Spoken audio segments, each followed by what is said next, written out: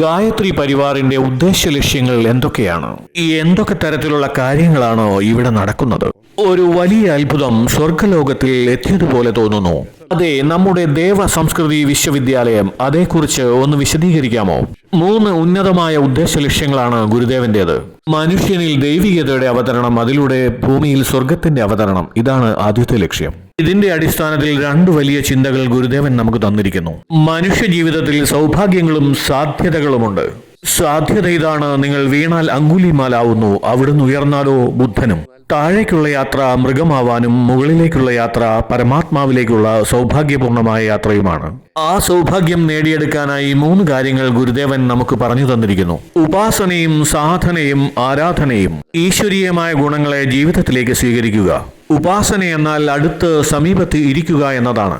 അപ്പോൾ ആദ്യത്തെ ഉദ്ദേശം ഇതാണ്: മനുഷ്യനിൽ ദൈവികതയും ഭൂമിയിൽ സ്വർഗത്തിന്റെയും അവതരണം. ദുരിതവും ദുഃഖവും അകറ്റുക എന്നതാണ് രണ്ടാമത്തേത്. ആരെങ്കിലും ദുഃഖിതനാണെങ്കിൽ അവനെ ആശ്വസിപ്പിക്കുന്നവനാവുക. ആരെങ്കിലും വഴിതെറ്റിയെങ്കിൽ അവനെ നേർവഴിക്ക് നടത്തുന്നവനാവുക. അതുകൊണ്ടാണ് ഗുരുദേവൻ പറഞ്ഞത്, ബാഹ്യമായ ഉടയാടകൾ നിങ്ങൾക്ക് എളുപ്പം മാറ്റുവാൻ കഴിയും. പക്ഷേ അതുകൊണ്ട് നിങ്ങളുടെ വ്യക്തിത്വം മാറിയെന്ന് യാതൊരു ഉറപ്പുമില്ലല്ലോ. വ്യക്തിത്വങ്ങളെ പരിഷ്കരിക്കുന്നതിനാണ് ഗായത്രി പരിവാർ.